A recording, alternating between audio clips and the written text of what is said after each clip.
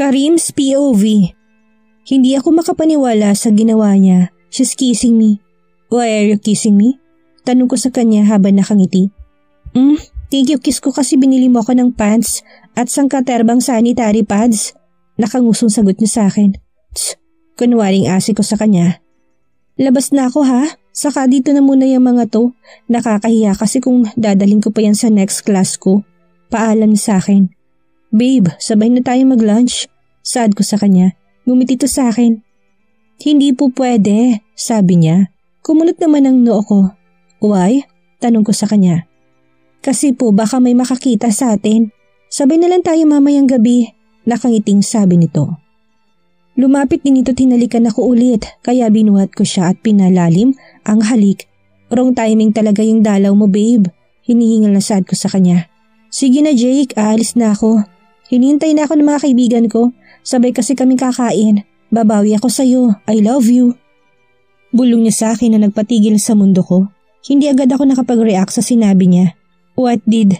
Hindi ko na natuloy ang tanong ko dahil wala na pala to sa loob na opisina ko. Shit, sinabi ba talaga niya yun? Tanong ko sa sarili habang hindi maalis ang ngiti sa labi ko. Lumabas ako ng office ko para pumunta sa cafeteria. Doon ko balak kumain. Malayo pa lang ay tanaw ko na siya kasama ng 5 babae na sa tingin ko yung mga kaibigan niya. Nakilala ko na yung 3 doon sa probinsya nila. Hi Prof. Pogi, ano pong gusto niyong pagkain ngayon? Tanong sa akin ni Ate Terry. Rice and pork caldereta po ate. Nakagiting sabi kong kinatigil nito. Nagtaka naman ako dahil kahit ang paligid ay biglang tumahimik. Nang lumingon ako'y nakatingin sa akin ng ibang estudyante. Napaisip tuloy ako kung bakit sila nakatingin sa akin. Binalingan ko si ate. May mali ba sa sinabi ko ate? Tanong ko dito. Wala naman po Prof. Pogi. Ngayon ka lang kasing umiti habang nagsasalita. Nahihiyang saad nito sa akin. Shit, saad ko sa sarili. Sa sobrang saya ko'y nakalimutan ko. Seryoso pala dapat akong tao. Lalo na dito sa campus. Ganun ba? Okay na bang order ko? Seryosong tanong ko dito. Eto na po Prof. Sagot nito sabay bigay sa akin ng tray. Thanks, ani ko sa kanya na lalo nitong kinatulala. Hindi ko nalang pinansin at naglakad ako papunta sa pinakamalapit na mesa ni Manang. Tumingin ito sa akin, kaya kininditan ko to na ikinapula ng buong mukha niya.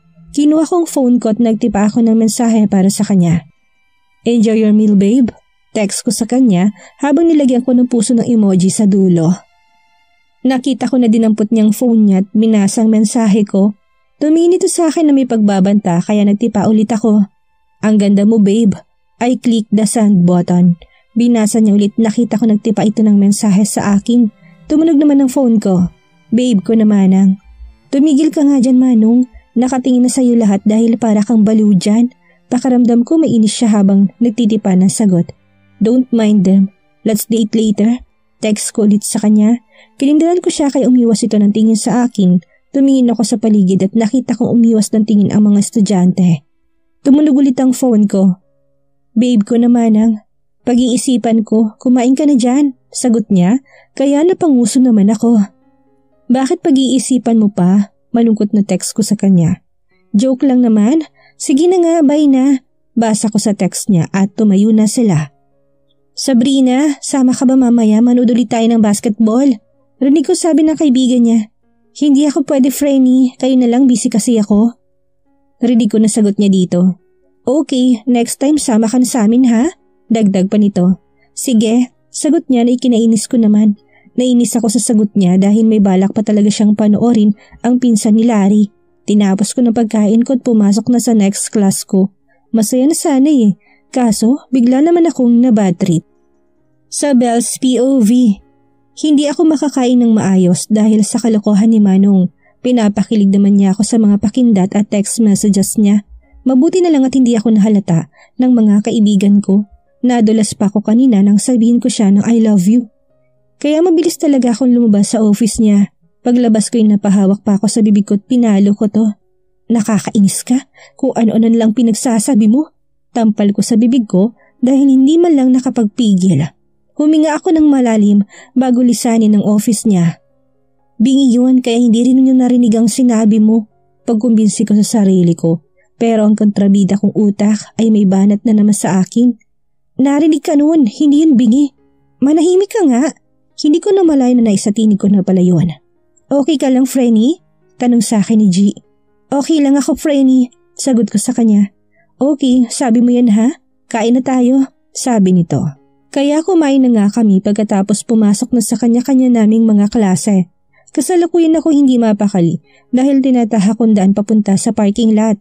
Madalang na lang ang mga tao sa paligid dahil kanina pa ang uwian. Tumambay pa kasi ako sa library para tapusin ang research ko.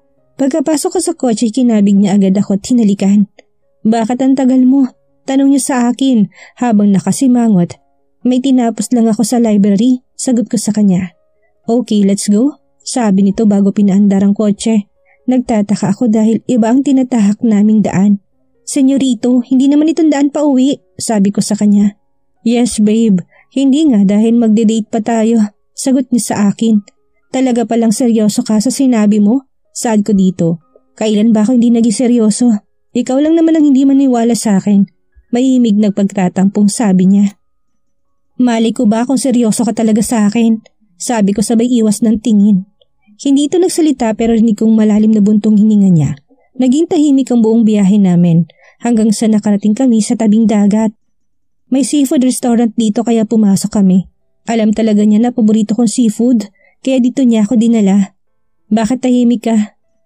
Tanong ko sa kanya. Hindi ito sumagot kaya lumipat ako sa tabi niya.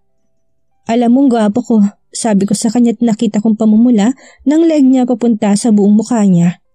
Ayaw mo ba akong kausap? Gusto ko pa naman makipag-usap sa gwapo. Hahanap na lang ako sa tabi-tabi.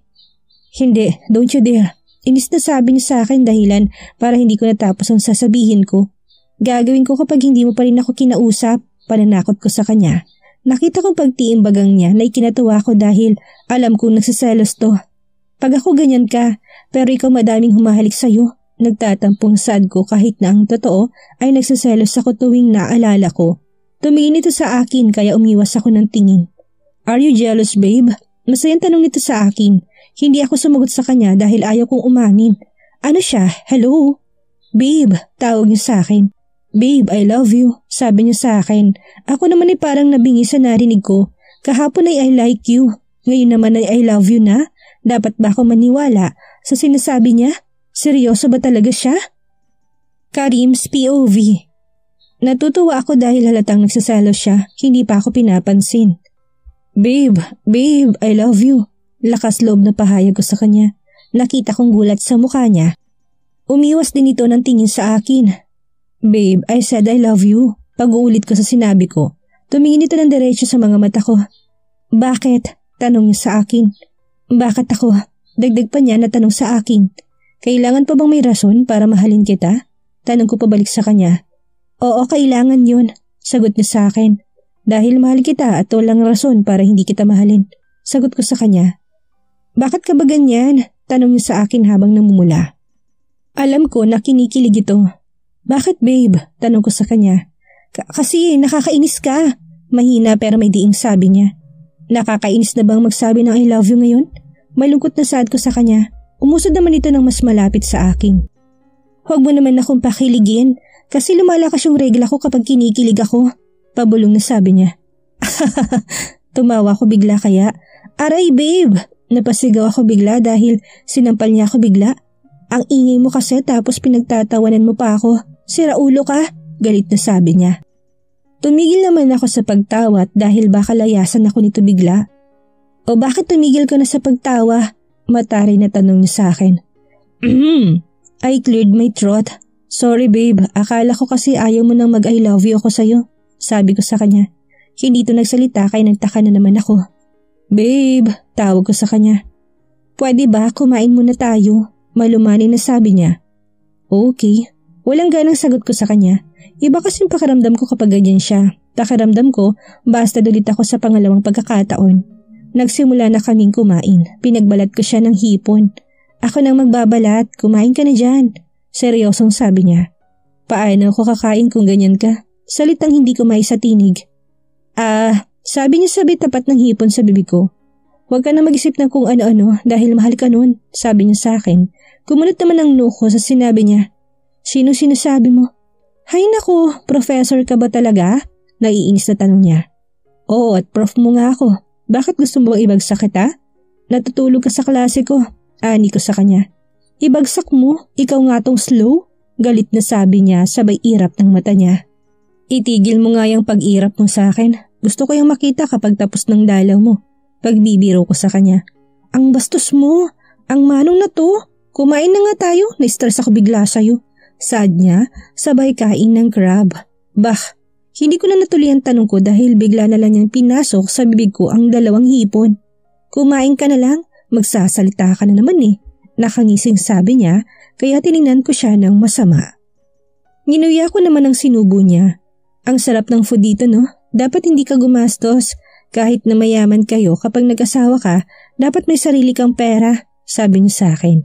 Napangiti naman ako sa sinabi niya. Gusto mo na bang mag-asawa ko? Napatigil ito sa pagnuy at malungkot na tumingin sa akin. Pwede naman kung gusto mo na, walang ganang sagot niya. Kumain ka pa, alam ko namang favorite mo to, nakangiting sabi ko. Hindi ako pinansin. Babe, pinaglihi ka ba sa adobo? Tanong ko sa kanya. Ha? Kunot noon yung tanong sa akin. Kasi babe, palagi kang tinutoyo. Sagot ko sa kanya. Tss, tigilan mo ko dahil mas malala ka naman sa akin. Matari na sabi niya. Fave ko naman yun babe, kaya okay lang. Sagot ko sa kanya. Irap lang ang sinagot sa akin. Sa Belle's POV. Nakakainis naman tong si Manong, masyado akong pinapakilig ng mga banat niya. Hindi ako sumasagot kasi hindi ko alam kung anong sasabihin ko sa kanya. Pagkatapos namin kumain ay bumiyahin na kami pa uwi. Pagkarating namin ay mabilis akong pumasok sa kwarto para magpalit ng damit ko. Nang matapos ako magbihis ay lumabas agad ako para puntahan siya. Kumatok ako sa pintuan niya. Ilang sandali lang ay lumabas ito. Halos lumuwa ang mata ko sa magandang tanawing nakikita ko ngayon. Ang fresh niya kasi. Bagong ligo at naaamoy ko ang gamit niyang shower gel. Higit sa lahat, nakikita ko mga pandesal na kay sarap hawakan. Tumulo at ang laway ko bigla. Babe, babe. Nagulat ako nang halikan na lang niya ako bigla pero smack lang naman. You're not listening to me, sabi niya sa akin. May sinasabi ka ba? Tanong ko sa kanya dahil hindi ko narinig ang mga sinabi niya kanina. Bakit ka nandito? Tanong niya sa akin. Gusto ko lang mag-good night sa'yo, sagot ko sa kanya. Ang sweet naman ng babe ko, saad niya sa akin. Sige na, good night na. Paalam ko sa kanya pero mabilis niya akong hinila, papasok sa loob ng kwarto niya. Can you stay here tonight? Tanong niya sa akin. Hindi pwede, sagot ko sa kanya. Bakit tayo mo ba akong katabi? May lungkot sa boses niya. Gusto kitang katabi, kaya lang baka madumihan kong higaan mo. May dalaw ako hindi ba? Nahihiyang sabi ko sa kanya. Yumuko ito at hinalikan ako sa labi.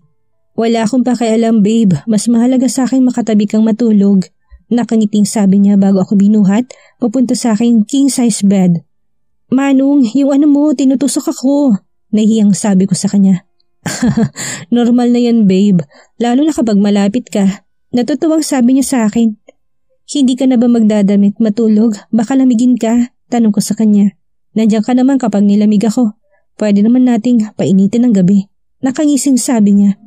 Tumigil ka nga dyan sa kalokohan mo, sigaw ko sa kanya. Alam mo babe, mabibingin na talaga ako sa kakasigaw mo sa akin, reklamo niya. Napanguso naman ako dahil tama naman siya. Mabilis akong mairita ngayon. Humiga na lang ako. Babe, tawag niya sa akin. Sorry, good night, sabi ko sa kanya. Nagtalukbong ako ng kumot. Pinipilit niyang tanggalin ang kumot sa mukha ko pero dumapa ako at sinubsob ko mukha ko sa foam. Nang tumigil ito'y pinakiramdaman ko siya. Umalis kaya siya? Bakit ang tahimik? Ani ko sa sarili ko. Tinanggal kong kumot at bumangon ako at nagulat ako sa kanya dahil wala na talaga siyang suot na kahit ano. Oh my gosh! Napasigaw ako sa gulat dahil tayong-tayo ito. Hoy Manong, maghunos dili ka naman pwede? Nakakagulat ka? Diyos ko po! Sabi ko sa kanya. Pero itong Manong na to ay chill lang habang nakating sa akin sabay ngisi. Sarap niya, ang sarap niyang kultukan. Babe, pwede mo na sigurong patulugin ng friend ko. Nangasar na sabi niya sa akin. Bahala ka dyan, antok na ako. Sigaw ko ulit sa kanya sabay talikod. Nakakainis naman dahil mukhang inaakit niya ako. Kung wala akong dalaw malamang pagod na naman ang pechay ko sa kanya. Pag ako sinigawan mo pa, aanakan kita kahit na may dalaw ka pa. Pagbabanta niya sa akin. Natakot naman ako dahil baka gawin niya. Sorry po, I love you, malamig na sabi ko sa kanya. Ew, hindi ko maisip na gagawin niya yon. Marupok ako pero kapag ganito naman ay malamang lalayasan ko kaagad siya. Ako lang rin kasing mahihirapang maglaba ng mga kumot at bedsheet. Talaga ba, Sabel? Sa labahan ka concern? Tanong sa akin ng kontrabida kong isip. Tumingin ako kay Manong na may malawak ng ngiti sa labi. Siguro tuwang-tuwa ito ngayon. Babawi ako at hindi ako papayag na maging maamo sa iyong Manong. Karim's POV. I love teasing her dahil alam kong kinikilig siya. Hindi ko inasahang pupuntahan niya ako para lang mag-good night. Sakto lang ang labas ko sa banyo nang marinig kong katok niya. Gustong gusto kong pakiramdam na nasa tabi ko na siya. Hindi ko alam pero sobrang niya akong binabaliw. Automatic din ang init na nararamdaman ko kapag nagkakalapit kami. Tumalikod na to sa akin, kaya niyakap ko siya. Good night, babe. Bulong ko sa kanya. Good night too, babe. Sagot niya sa akin. What, babe? Tanong ko sa kanya. Pwede mo bang ulitin ang sinabi mo? Utos ko sa kanya. Sabi ko, good night too, babe. Sabi niya ulit sa akin. Tinawag mo talaga akong babe? Hindi makapaniwalang tanong ko sa kanya. Bakit? Ayaw mo ba? Mataray na tanong niya sa akin. Yes, I love you, babe. Sigaw ko sa loob ng kwarto. Mabilis akong lumapit sa kanya, tinalikan ko siya sa labi.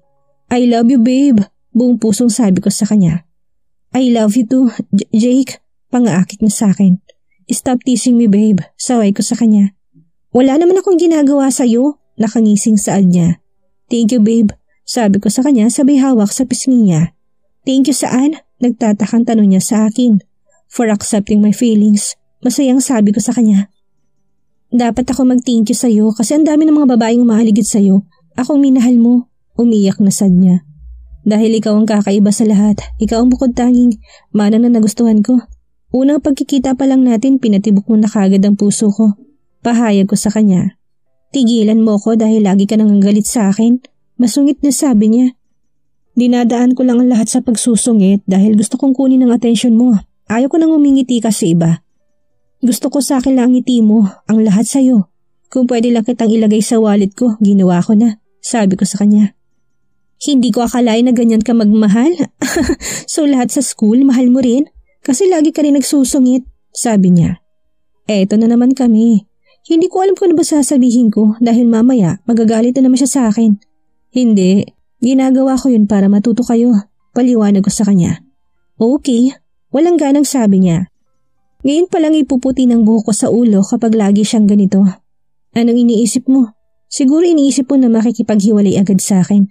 Matali na sabi niya. Hindi nauutal na sagot ko sa kanya. Shit talaga, bakit ba ako nauutal? Ang sama kasi ng tingin niya sa akin. Magbihis ka na nga, hindi ako komportabling makitang nakatayo yan. Akala ko ba professor ka? Bakit naging sundalo yan? Sabi niya habang seryoso at mataray ang boses. Hindi ko kasi alam kung joke ba niya yon o seryoso siya. Baby, pwede mo naman siyang laruin, pabirong sabi ko sa kanya. Ha? Kumulot ang noon niya. Never mind, saad ko sa kanya. Alam ko na wala pa siyang alam sa ibang mga sinasabi ko. Tumayo ko't pumunta sa closet ko para magsuot ng damit at boxer. Humiga na ako sa tabi niya. Ilang segundo lang akong nawala pero tulog na siya pagbalik ko. Good night, babe, sabi ko sa kanya. Hinalikan ko siya sa labi bago humiga sa tabi niya. Ang amo ng mukha niya. Tinatago niyang kagandahan niya sa suot niyang makalumang damit. Hindi ko alam kung matutuwa ba ako o hindi sa fashion style niya. Pero siguro matutuwa ako dahil ako lang ang nakakita ng nasa loob ng damit niya. Niyakap ko siya at natulog na rin ako. Kinabukasan ay nagising ako ng maaga. Pagmulat ng mata ko'y wala na siya sa tabi ko kaya bumangon na ako. Paglabas ko'y naririnig ko siyang kumakanta. Maaga pa pero napangiti na ako kagad. Ay kabayo! Sigaw niya bigla nang makita niya ako. Good morning, babe. Sabi ko sa kanya. Nakakagulat ka naman, babe. Good morning din sa'yo. Malambing na sabi niya. Lalo ako napangiti nang marinig kong endearment namin. I love you, sabi ko sa kanya. Ngayon ay komportable na akong sabihin ng mga salitang yun sa kanya. Tumingkayad naman ito tinalikan ako sa labi. I love you too, aniya sa akin. Napangiti kami pareho. Sabay kami pumasok sa university. Buong araw ay good mood ako. Hindi na rin ako nagagalit masyado sa mga estudyante ko. Masaya lang talaga ako ngayon. Tumunog ang phone ko kaya tinignan ko kung sino ang tumatawag at napangiti na lang ako bigla. Hello babe, sagot ko sa tawag niya. Hello babe, thank you sa flowers. Masayang sabi niya, pero ako naman tong kumunot ang noo. Shit, galit na bulalas ko. Bah, hindi sa akin galing yan babe, itapon mo na yan ngayon din. Gigil na sad ko. Pero sayang naman to, huwag mo nang antayin na puntahan kita dyan ngayon. Inis na sabi ko. Okay, sige, bye. Sabi niya bago naputol ang tawag. Kapag nalaman ko talaga kung sino sa dalawang yun ang nagbigay sa girlfriend ko, ay ibabagsak ko talaga. Napangiti ako dahil isa sa kanila ang next class ko. Humanda talaga kayo sa akin. Shit lang dahil ngayon lang mahaluan ang personal kong buhay at trabaho ko. Napaka-professional kong taong magtrabaho pero dahil kay Manang ay natitibag at nasisira ang iniingatan kong pangalan dito. Kausap ko sa kawalan. Sanay na ako bilang seryoso at masungit pero pagdating sa kanya ay agad akong lumalambot. Hindi ako ganito noong kami pa ni Karina. Tanging naiiba talaga si Manang sa lahat dahil kaya niya pagbaliktarin ang mundo ko. Ngayon ay alam ko ng pakaramdam na mga kaibigan ko nababaliw sa mga iniibig nilang babae. Hindi malayong mabaliw din ako. Kung noon ay pinagtatawanan ko sila, siguradong ako nang pinagtatawanan nila ng sobra kapag nalaman nilang nababaliw ako sa isang 18-year-old na Manang. Babe, hintayin kita sa parking mamaya. Babe, reply. Please babe. Ilalang sa mga mensaheng pinadala ko sa kanya. Dahil hindi siya nagre-reply, ay pumunta ako sa room nila para tawagin siya. Miss Di Makuha, come to my office now. Seryosong sabi ko. Hindi to kumikilos at tinirapan lang ako. Miss Di Makuha, did you hear me? Naiinis na tanong ko sa kanya. Yes sir. Walang ganang sagot niya sa akin. Tinahakundaan papunta sa office ko. Alam ko na nakasunod to sa akin. Pagpasok namin ay agad ko siyang tinanong. Hindi ka sumasagot sa mga text ko sa'yo, sabi ko sa kanya. Are you mad? Tanong ko. Hindi, tipid na sagot niya. Babe, sorry, nagsalos lang ako. Ayaw ko nang tumanggap ka ng flowers na hindi galing sa akin. Paliwanag ko sa kanya. Akala ko kasi sa'yo galing. Ang saya ko pa naman tapos hindi naman pala sa'yo nang galing. Nakangusong sabi nito. Gusto mo ba ng bulaklak? Tanong ko sa kanya. Tinatanong pa ba yan? Patanong na sagot niya habang mainis sa tawanan ng boses niya. I'm just kidding babe. Mamaya ko pa sana nibibigay sa'yo pag uwi natin. Naunahan lang ako ng mga garapata. Inis na sabi ko dahil sa mga garapatang umaaligid sa kanya. Thank you sa flowers. I love you. Masayang sabi niya sabay lapit ng mga roses na nasa itaas sa mesa ko. I love you more babe. Balik ka na sa class mo. Sabi ko sa kanya habang nakapakamot sa ulo ko dahil may klase pa pala siya pero inistorbo ko. Hala, may klase pa ako. Nakakainis ka naman eh. Mamaya na tayo mag-usap. Dito na muna to ha. Aalis na muna ako. Saad niya bago ko iwang mag-isa sa office ko. Napabuntong hininga na lang ako sabay tingin sa bulaklak na nasa table ko. Ang dami ko kasing karibal. Kakasagot niya lang sa akin pero mukhang mapapadalas ang pagsaselos ko. Sa Belle's POV. Kahit anong pilit ko hindi ko na kayang itagong nararamdaman ko para kay Manong.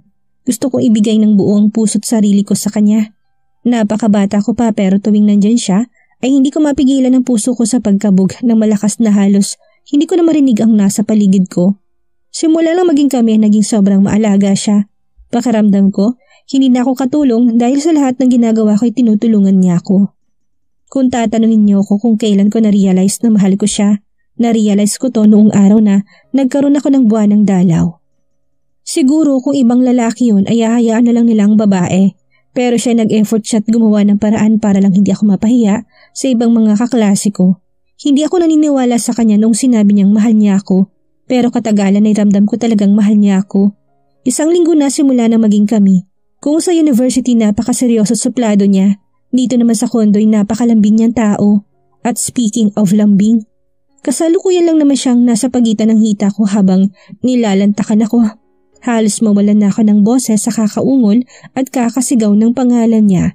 Sobrang kakaibang ginagawa niya sa akin. Ah, Jake! Sigaw ko sa pangalan niya. Ang sarap mo babe, parang ayaw ko nang tumigil sa ginagawa ko dito. Saad niya gamit ang nakakaakit na boses. Jake, malapit na ako. Saad ko sa kanya. Let it out babe. Sagot niya sa akin habang patuloy sa ginagawa niya. Alam ko na sabik ito ngayon dahil ngayon lang namin ito ulit gagawin at dito pa talaga sa carpet sa living room. Paano ba naman kasi naglilinis ako nang lumabas to sa kwarto niya? Nagulat na lang ako nang halikan niya ako bigla hanggang sa napunta kami sa kainan. I miss you babe. Hindi mo lang alam kung gaano ko hinintay ang araw na to. Sabi niya sa akin na pinagtataka ko. Ha? Anong hinintay? Nagtatakan tanong ko sa kanya. Sa totoo lang, 3 araw lang naman ang tinagal ng dalaw ko pero kahit na alam niya na wala na akong dalaw ay hindi niya ako inayang magtalik kami. Wala, namiss lang kita, sagot niya sabay ngisi. Bakit parang may iba sa ngiti mong yan? May binabala ka bang kakaiba? Tanong ko sa kanya dahil hindi ako maniwala sa sagot niya sa akin. Shh, magsimula na tayo babe para makarami. Naaaliw na saad niya. Hinalikan niya ako, tinugon ko naman ito ng buong puso. Alam ko na hindi pa ito tapos. Hindi naman kasi ito kontento sa isang round lang. Ready for round 2 babe? Tanong niya sa akin habang malawak ang ngiti. Always babe, sagot ko sa kanya na may kasamang pang-aakit. Ngayon ko napatunayan na hindi na talaga ako inosente kagaya ng dati. Binuhay talaga ni Manong ang kalandiang nakatago sa kaloob-looban ko. Okay, simulan na natin. Napangiting sabi niya sabay kagat ng ibabang parte ng labi niya. Simula nang tinanggap kong pagmamahal niya, alam ko nang hindi magiging madali ang daan na tatahakin namin. Ang daan na walang kasiguraduhan kung may patutunguhan ba. Ang magagawa ko na lang ngayon ay susulitin ng mga mainit na sandali kasama siya. Jake! Sigaw ko sa pangalan niya. Pasalamat ako na walang pasok bukas kaya pwede kami magpuyat ngayon. Babe, ayan na ako. Ako rin babe. Pabigay alam ko sa kanya. I love you babe. Gusto ko na pagkatiwalaan mo ko. Sabi niya sa akin. Oo babe, may tiwala ako sa iyo. Sabi ko sa kanya. Hinalikan niya ako ng banayad at puno ng pagmamahal. Tinugon ko rin ito para iparating at iparamdam sa kanya na may tiwala ako sa kanya. Nang maghiwalay ang mga labi namin ay napangiti kami sa isa't isa at buong gabi naming pinagsaluhan ang init ng aming pagmamahalan. Good luck sa balakang ko bukas dahil iika-ika naman akong maglalakad at sigurado yon.